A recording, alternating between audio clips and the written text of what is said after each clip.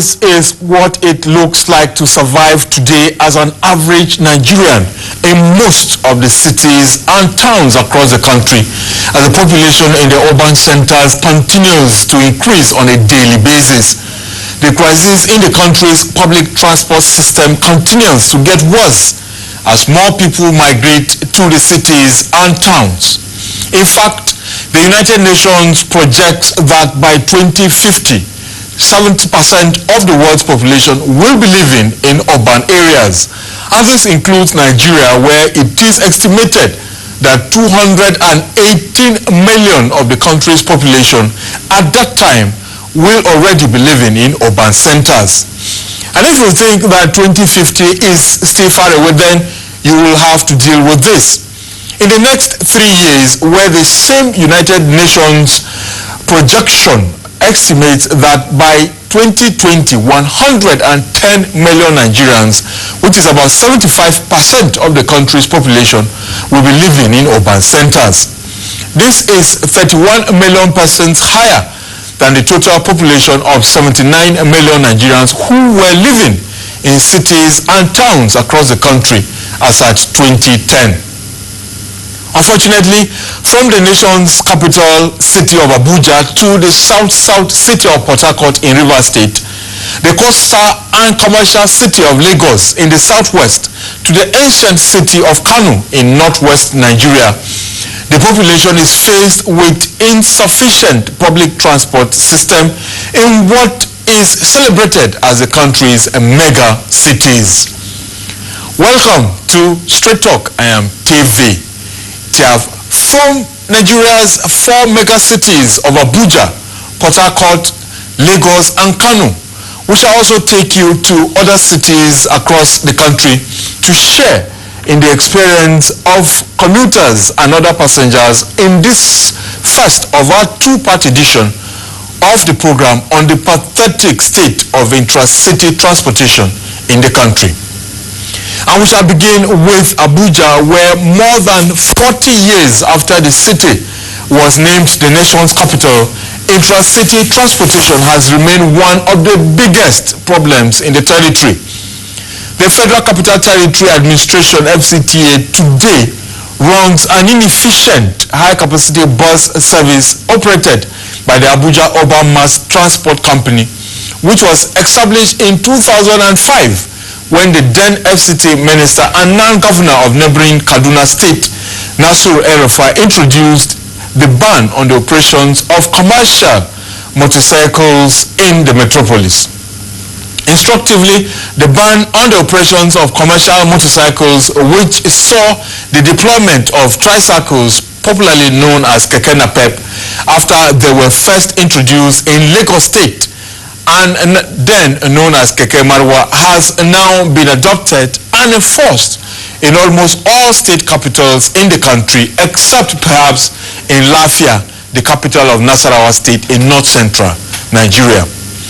192 high-capacity buses, which became popularly known as El-Rufai buses, were procured from Brazil at the cost of 3.2 billion naira to launch the fleet.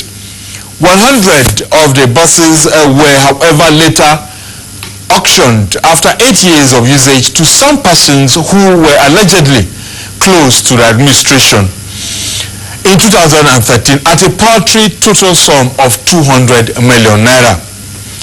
This is what is left of the remaining 92 buses abandoned in one of the satellite towns in the territory.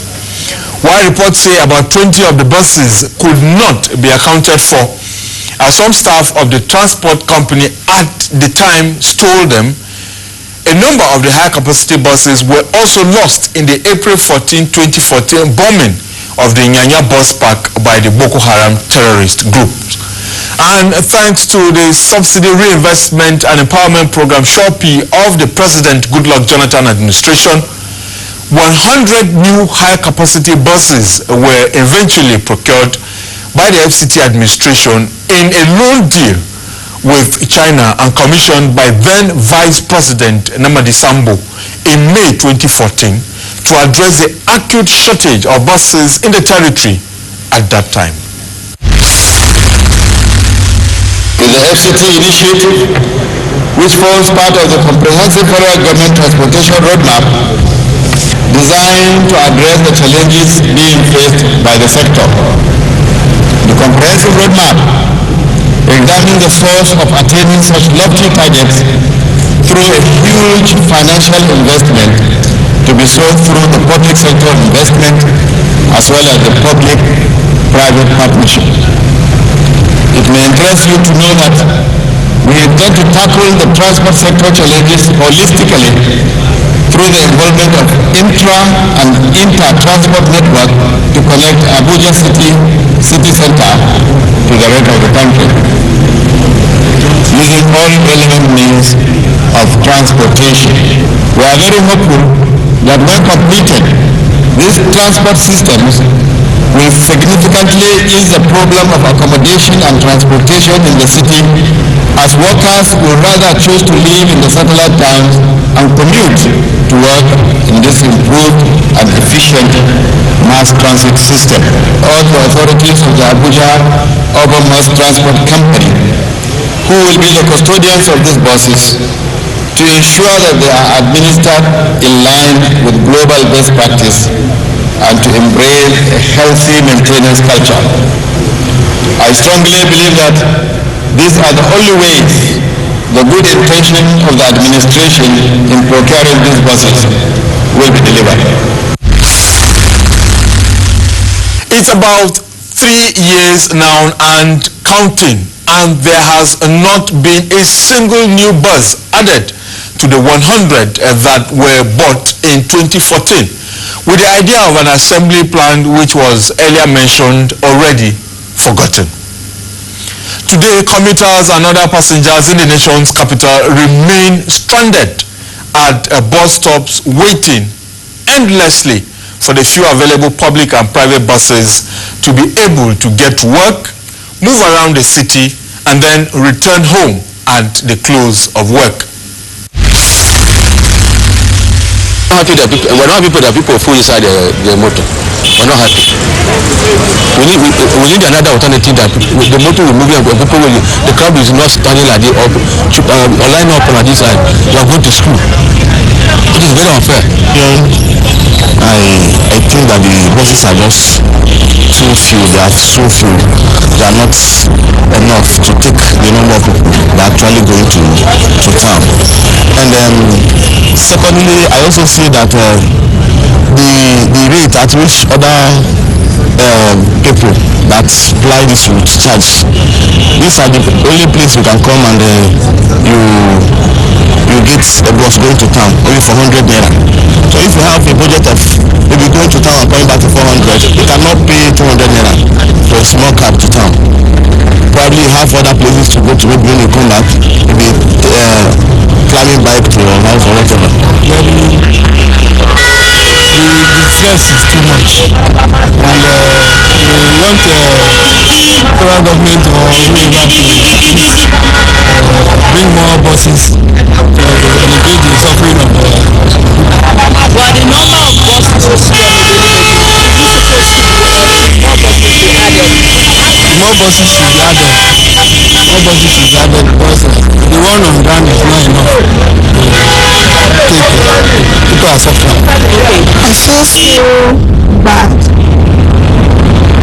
Not happy about it. For example, today, while I was coming from home, I spent nothing less than more than 3 hours on the way before even crossing from Yanya to Abachambara. You can imagine.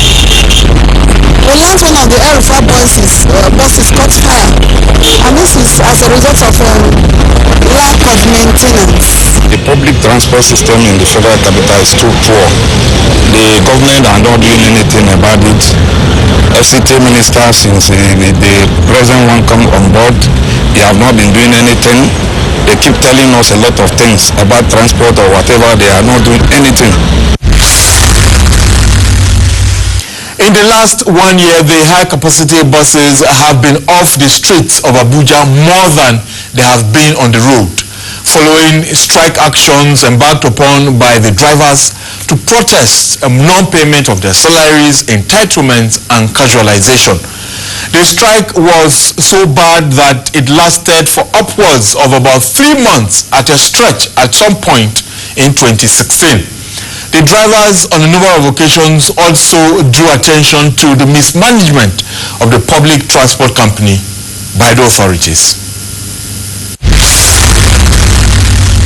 The issue is that the Minister of FCT had a committee, and the committee were here to move out some 25 vehicles from these premises for use at FCDA. And we are here, we say that we cannot accept any movement of vehicle from this position unless and until we are paid. So the vehicle are their own, but they must pay our people their salary. Once they pay our salary, they can carry their vehicle. They can close down the place. We don't even bother. So that we don't know. We don't know why they want to carry the vehicle away. So one vehicle will land. Day before yesterday, they moved one vehicle from there to Ghana. So the vehicle is already there in Ghana. Now they want to move out 25 vehicles. So we are not going to accept or allow anybody, whoever well placed in this country, to move out any vehicle from these premises unless and until they pay our salary. So let the message go to anybody anywhere. So if the minister wants to move out a vehicle, he can move out the vehicle until he pay our salary. And that's all we are saying. The problem of mismanagement of the public transport service in the territory dates back to the exit of Nasir El-Rufai as minister. It is on record that the 4 FCT ministers after him, namely Aliyu Modibo Umar, Senator Adamu Aliru, Senator Bala Mohammed, and now Mohammed Bello, allegedly stopped the funding of the transport company at different times, and this negatively affected the operations of the high-capacity buses such that today they can hardly serve the needs of commuters in satellite towns like Kubwa, Kuje and Gwagwalada, amongst others. Over the years, those that have been saddled with the responsibility of managing the affairs of that organization did not do the things that they were supposed to do to make it run efficiently. And so it is unfortunate that this administration inherited a company that has been brought down virtually to its knees. And this is what has reflected in the poor state of that company that you are seeing today, to the extent that most of the buses are not serviceable, and as a result of that, residents of the territory are not enjoying the services. Right now, the company is not, in fact, has incurred so much debt. Like we are talking about the issue of the salaries for the workers. It is an organization that is supposed to be self-sustaining, but it has been mismanaged. The administration is looking beyond the organization itself and looking at other models around the globe, and probably bringing in people who have succeeded in this kind of fleet management to be able to partner with the administration and really bring back the company to its glory and provide those basic services which residents are supposed to enjoy. It will be functioning efficiently, provide services, and be competitive, and be able to manage its finances so that it will not have to be relying on spoon feeding from any source to be able to take care of its day-to-day activities. It's supposed to be a company that is supposed to be profitable and efficient, so that apart from providing services, it should be able to at least take care of its basic needs like payment of workers' salaries. So if that is not available now, or if it is not obtainable now, it shows you that structurally there is something wrong. But we do not charge economic rates. We charge fares that people can afford, and these are fixed by the government based on what the government feels that people with their prevailing salaries will be able to afford. So first of all, they are not based on economic rates. Secondly, The cost of diesel now is very, very expensive. And the third problem is that Abuja is so structured that traffic runs one way, both in the mornings and in the evenings.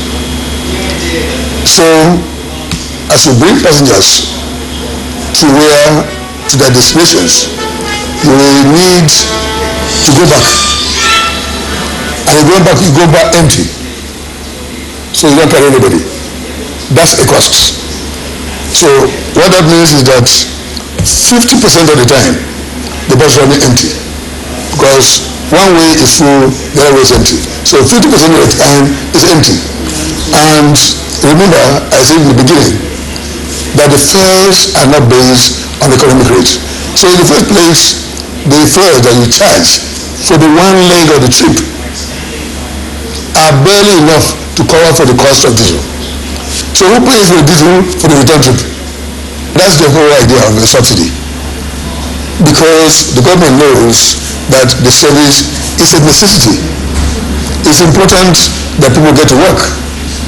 And it's important that they are charged a fare that they can afford.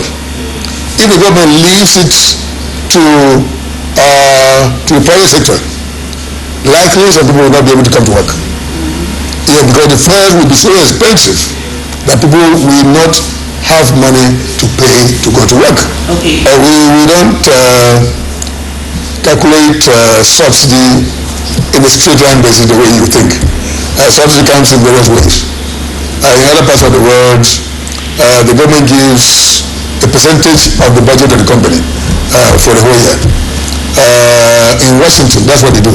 The government pays about 47% of the budget of the Washington Transit Authority for every year, knowing that fares cannot cover the costs. In the UK, the government pays a particular amount per passenger carried. For every single passenger carried, the government pays a particular amount. So it varies from city to city, depending on what the government of a particular city wants to achieve. The burden of public transportation in the territory and indeed across the country is a failure of successive administrations to consider it as a public service.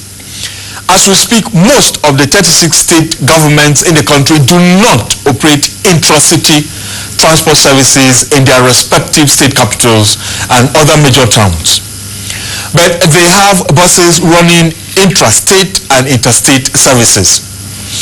It was therefore almost a strange sight to see such buses on the streets of Enugu State capital in southeast Nigeria operating intra-city transport services. But we learned private operators registered with the state transport company usually make a quick one with the operations.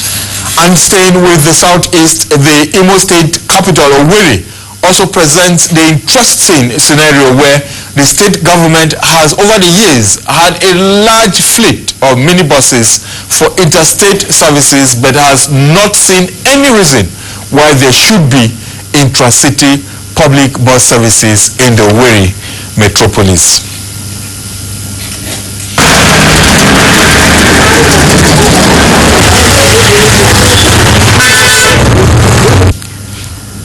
And in Jos, Plateau State, north-central Nigeria, the expansion of major roads and provision of new infrastructure have not changed the dire need in the public transportation services in the state capital. Like in most cities across the country, the rush hours of the day are still a nightmare for most passengers in the Jos-Bukuru metropolis, with the number of privately run minibuses and taxis, which are the major means of public transportation, not enough to serve the growing population in the teen city. Also is too poor because we are suffering. We don't have that in all city buses. At least to fly from Jos to Bukuru like before. Okay, so are you wishing for you want them to bring it back? Yeah, if possible. Why do you want them to bring it back? Because we buses will get at least a subsidy of transporting ourselves from Lagos to services in township. Was life easier when you had it? Yeah, of course. When they are operating, life is more easier for us. That TCT, yes, we want government to bring it back for us because that one is better. Unlike this Vectra and the rest of them, we don't want that one because that one, if you enter that bus, you can sit. There is space, but unlike this one, there is no space. You understand? That one is even better for us. If the government can hear our cry and bring that one back, we'll be much happier. Can you tell us how was it like? That one is cheaper. And you can carry your things if you have loads. You understand? You can carry your things. Unlike these small cars, we don't like that small cars.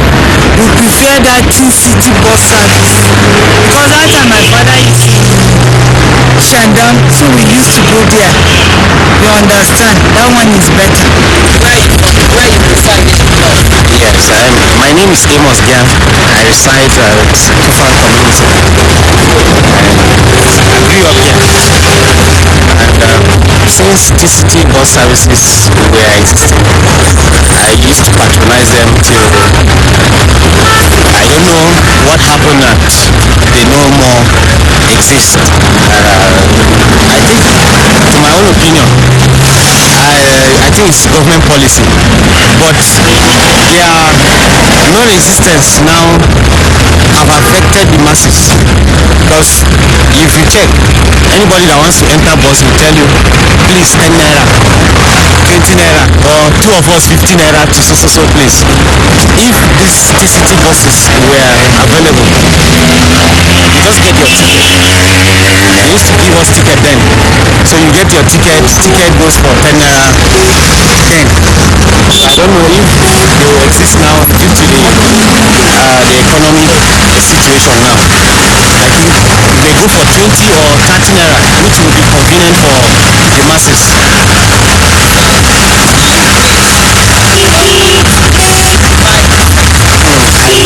I wish. When they mentioned rail, at that time I was so happy because it will replace the services of TCT bus services. But till now we've not seen the rail, city train. Sorry. So if they bring back those buses, I'm confident that the masses will smile. I feel the government should revisit the TCT bus. I would like them to bring it back because the transport system is not fair enough. It's not good enough. The price is not really stable. Today you enter the transport from Angaru back to Zamaganda where I work. You pay 100 naira. Sometimes they even tell you 150 if you don't bargain with them.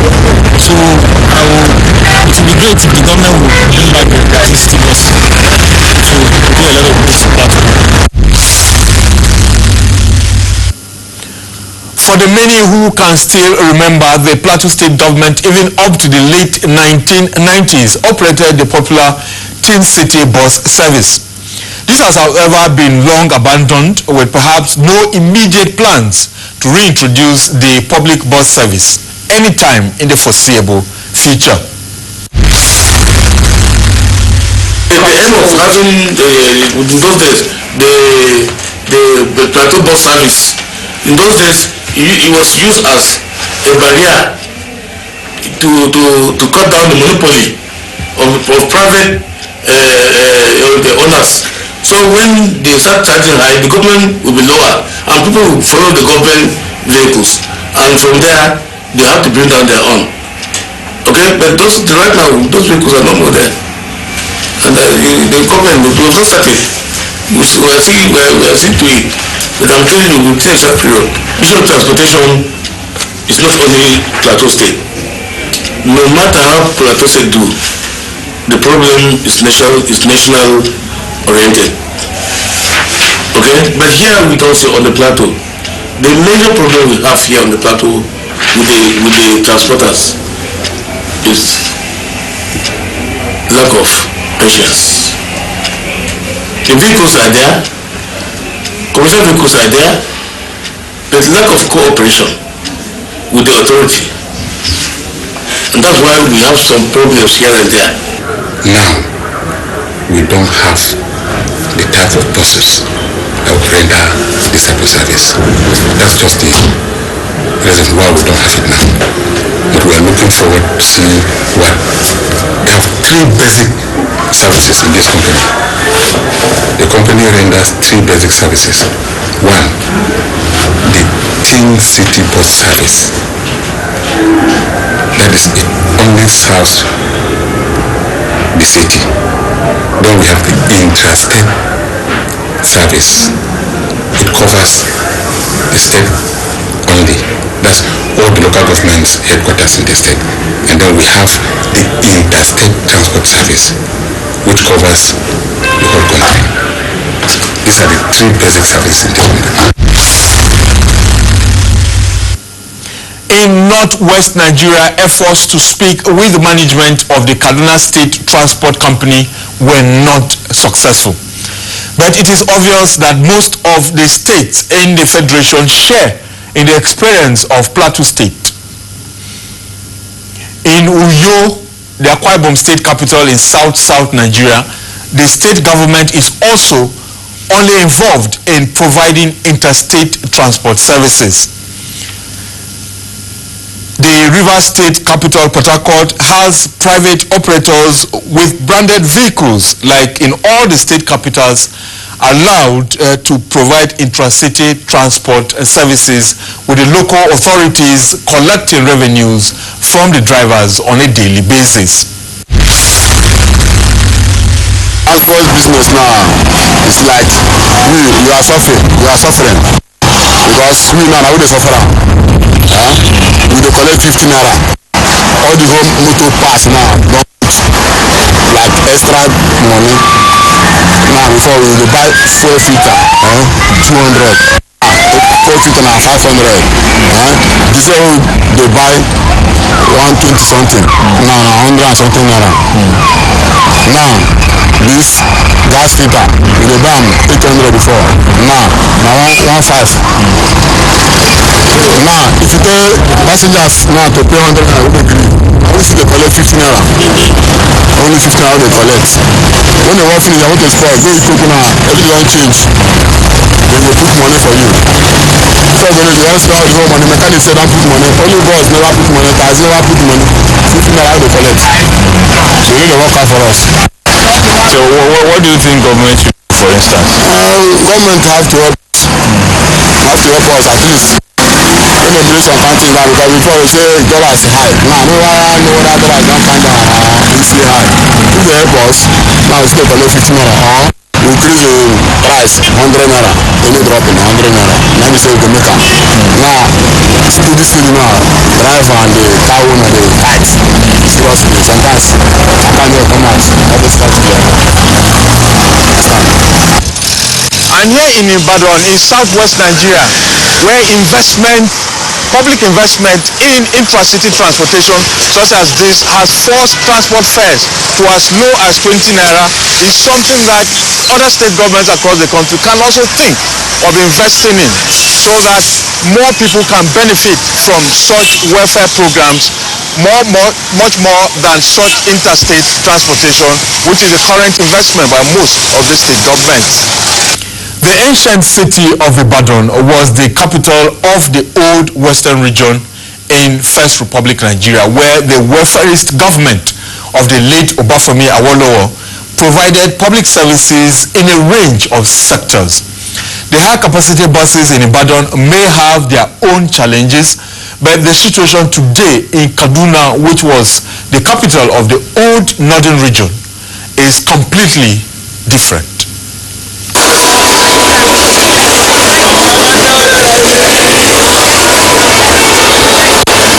We spent one whole evening at the Levantis Runabout bus stop in Kaduna Metropolis during the rush hours at the close of official work, markets and businesses, and the situation was indeed hopeless. It is usually the survivor of the fittest and those who cannot fight for a space on the few bigger buses that charge lesser fares have to wait for the unknown. The young men amongst the passengers usually throw caution to the winds to get a space on the bus, while other passengers, including children, simply look on and resign to their fate. We are stranded here because we are waiting for bus. Because the bus are few.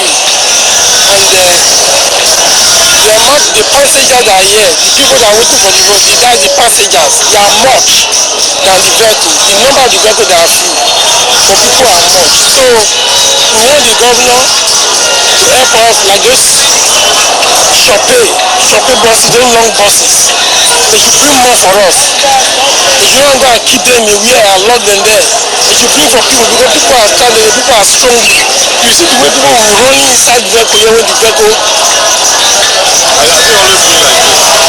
Always be like this. And when the things is like this now, the transporter, they will hide the price.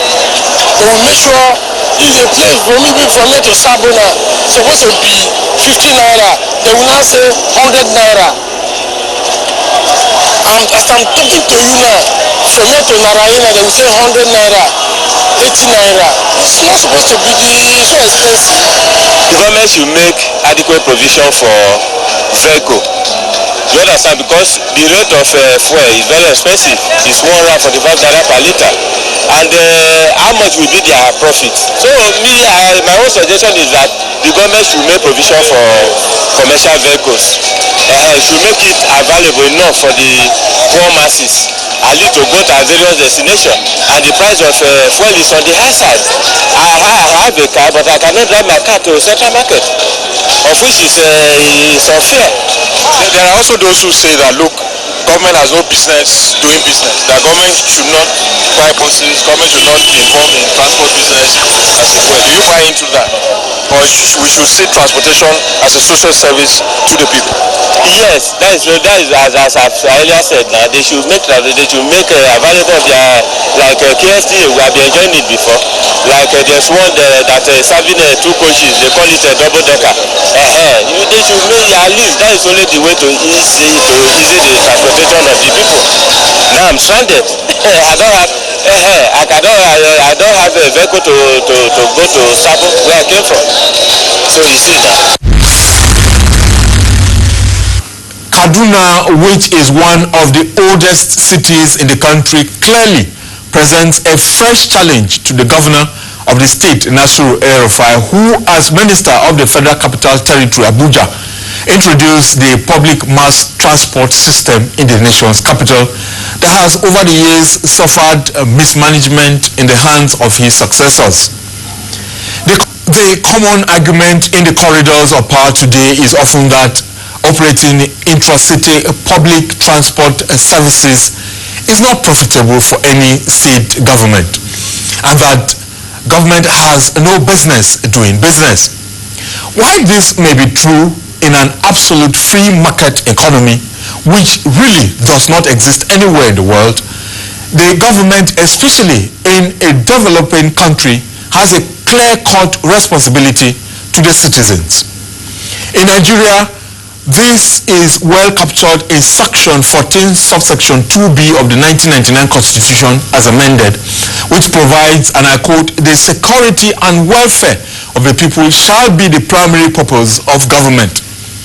A responsible government or administration should not close its eyes to the sufferings of the people in little things like public transportation, which can be addressed using taxpayers' money. The absence of an efficient public transport system across the country is responsible for the huge public outcry that trails any hike in the pump price of petroleum products. While the government's lead argument is often that subsidy on the pump price of the products benefits the rich and not the poor, providing an effective, reliable, and subsidized mass public transportation system is a sure way of providing for the welfare of the masses. Wrong argument. The argument is not the price of petrol, the argument is the cost of transportation. So, the Minister of Labour and Productivity, the Minister of Transport, the Minister of Petroleum Resources should sit in a room and come up with a mass transit policy. Senator Ben Bruce there making common sense amidst the public outcry that greeted the May 2016 hike in the pump price of premium motor spirit PMS, popularly known as petrol, by the federal government. Amidst the crisis in public transportation across the country, one state is making the difference to balance between the responsibility of government to ensure availability of an efficient intra-city mass transport system and the economics of business. This is one of the air-conditioned high-capacity buses now in use in the commercial city of Lagos on the coast of the Atlantic Ocean. It is said to be the flagship and first example of a comprehensive and integrated approach to providing public transport in sub-Saharan Africa. Lagos, known for its chaotic traffic, has been able to reasonably manage its notorious gridlocks with the introduction in 2008 of the Bus Rapid Transit BRT operated by the Lagos Metropolitan Area Transport Authority, LAMATA. The BRT services, which brought new high-capacity buses to the streets of Lagos in place of the infamous and poorly maintained private Danfo and Molue buses, was to offer a dedicated, interference-free segregated lanes to guarantee fast and reliable bus travel that will bypass the traffic gridlock on most of the major roads within the city. From the Lagos that we know to what it is today, there are many who agree that the introduction of the BRT buses has actually improved intra-city transportation within the commercial city. In places like Ikeja and a number of others, people still depend on private cars and the many well-known yellow buses for transportation. The BRT now, the new BRT is better than the old one. But the new BRT now have AC, and there is no too much of people over there. Inside there is no standing, continue pushing them inside the BRT. The old BRT, after the BRT fill up, they'll continue taking a stand there. A stand there, they can even take a stand on like almost 50 people that will continue pushing themselves. But the new one now, have AC, the security over there is very tight from one bus stop to another bus stop. And this one is working from Kodu to Lagos Island. There's too much of traffic in Lagos. They have to save so many people. Yeah, because you can't take your own car to BRT lane. It's not possible for you. It's only BRT. It saves some of the people. Some people time. So it makes the faster. Yeah, I move faster from Ikorodu to Lagos, and a guy took up to 25 minutes. I live in Ikorodu, but I have friends that live in Ikorodu. Before that BRT buses came, I know how they suffer to get there.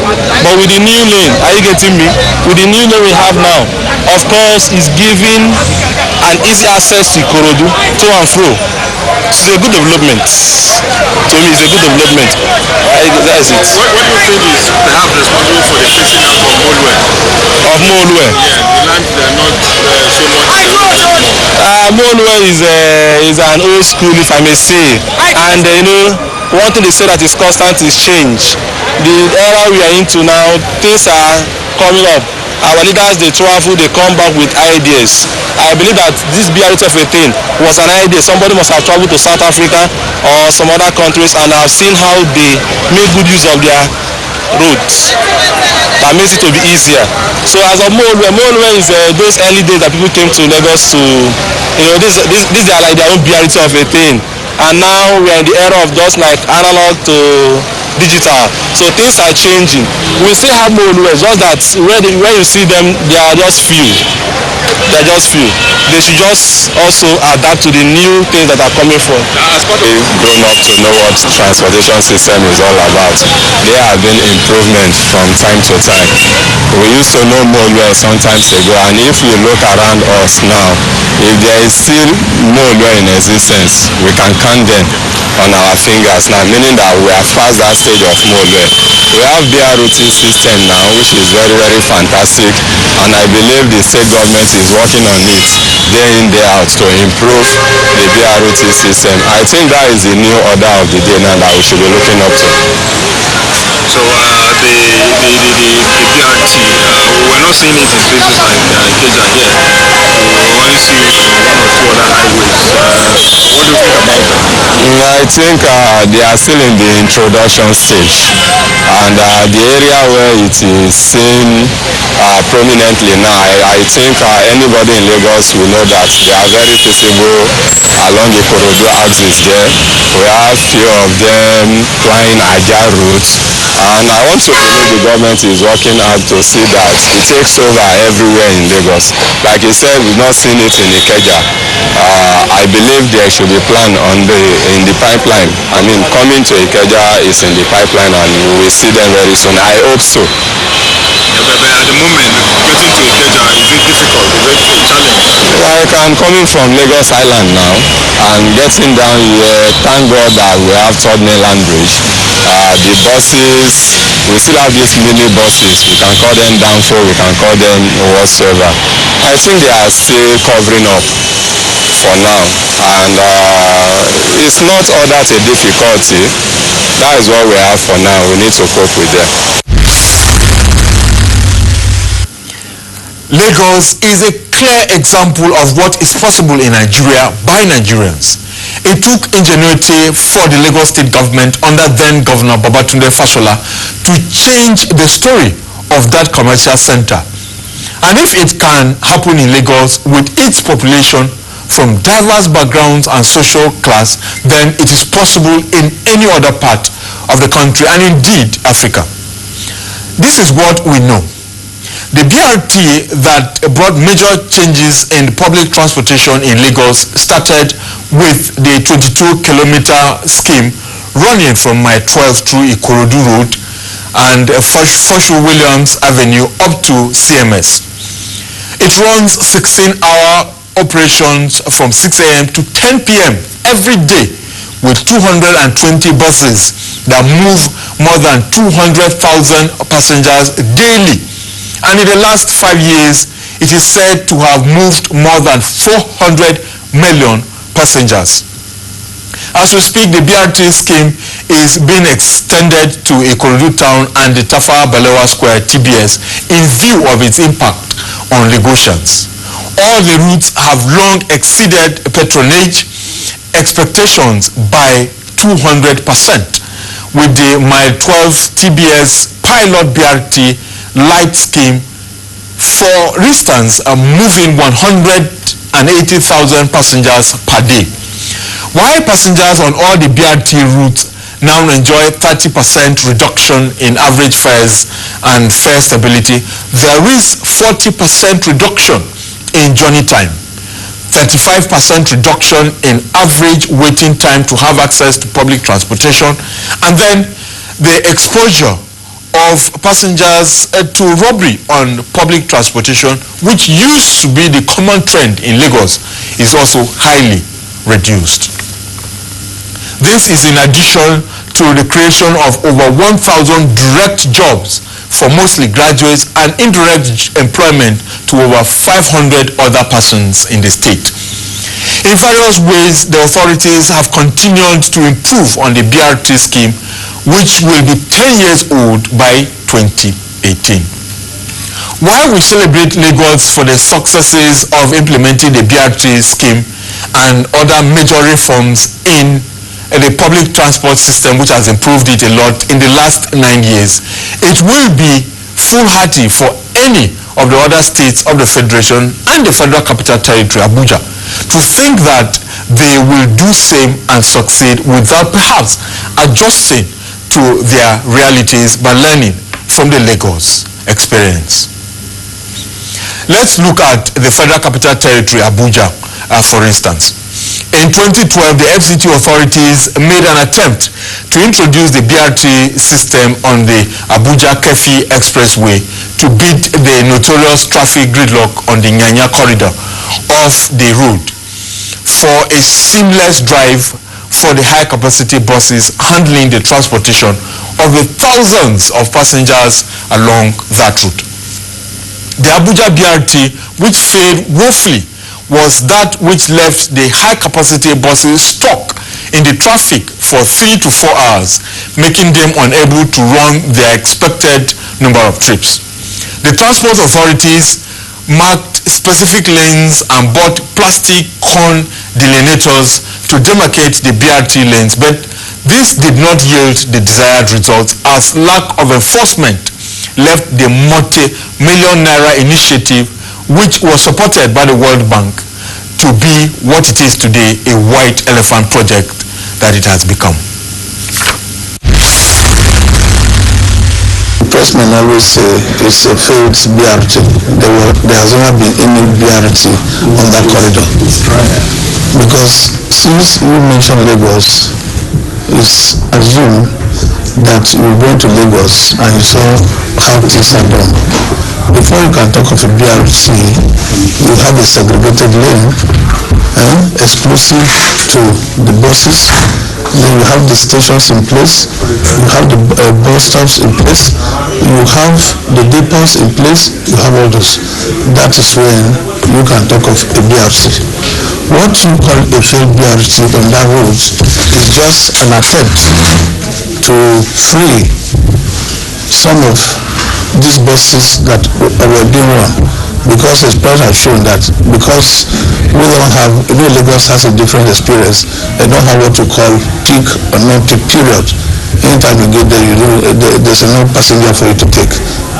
So Abuja case is not, it's one directional, right? So it was just an attempt by the administration to free some of the corridor. It wasn't a BRT. So we started discussing with the World Bank and African Development Bank, which we are still on the process of designing. We have a loan, $950,000 US. No, sorry, it's a grant, not loan, from the CTF to do the feasibility studies and the design on that corridor. For the BRT. So it is when those designs are done and the infrastructures are known, then ADB has approved some loan for us when it will be on board. I think about $50 million US. So there has not been a BRT on that corridor, and the plans are still on board that once the design is done, then the construction can start. Then we cannot be talking about BRT on that particular route. In the mega cities of Port Harcourt, we are today seeing the expansion of roads, while in a city like Jos, we see the expansion of new road infrastructure in desperate bids to manage the traffic situation occasioned by the growing population in the two cities. In the city of Kaduna, there are plans to upgrade major township roads, while Benin City, for instance, is still struggling with an increasing number of deplorable township roads. This needs to be fixed. The Lagos example of public-private partnership clearly shows that besides providing the roads and other infrastructure, there must also be investment in public transportation to be able to change the narrative. There are other major innovations on the streets of Lagos that are clearly products of thoughtful planning in the transportation sector to improve the quality of life. Just take a look.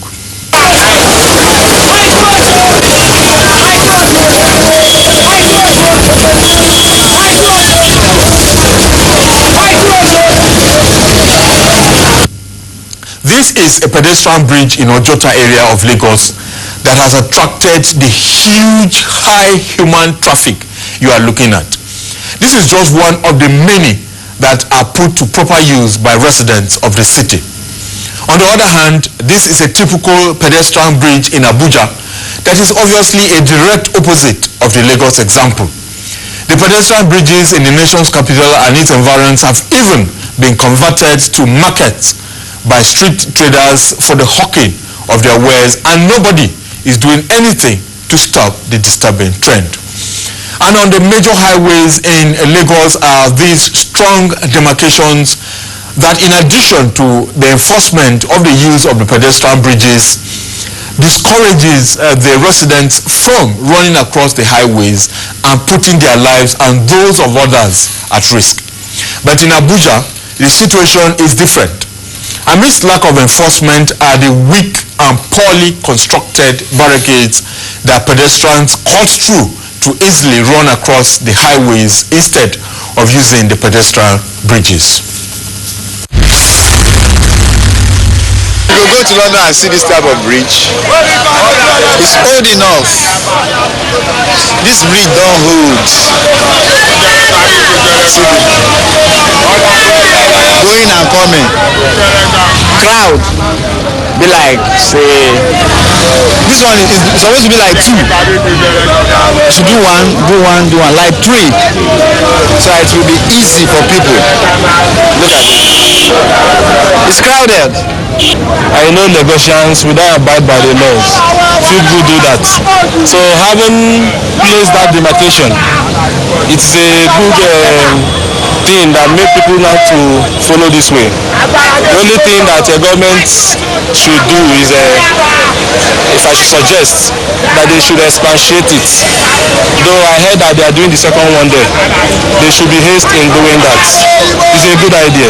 You think the canopy also has helped? The canopy as a shape. Of course, it's a good one.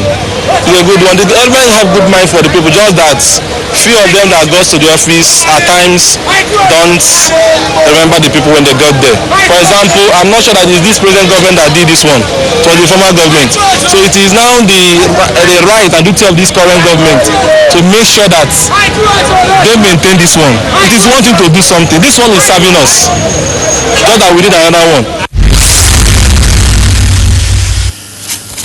In the second of our two-part edition of the program on public transportation across Nigeria, we shall focus on how the megacities of Lagos, Abuja, Port Harcourt, and now Kano have failed to provide and integrate rail transport services which are long overdue into their public transport system. That's Straight Talk. Thanks for watching. I am TV. And we must also say a big thank you to our partners, Media Dimensions, for their support. Goodbye from Abuja.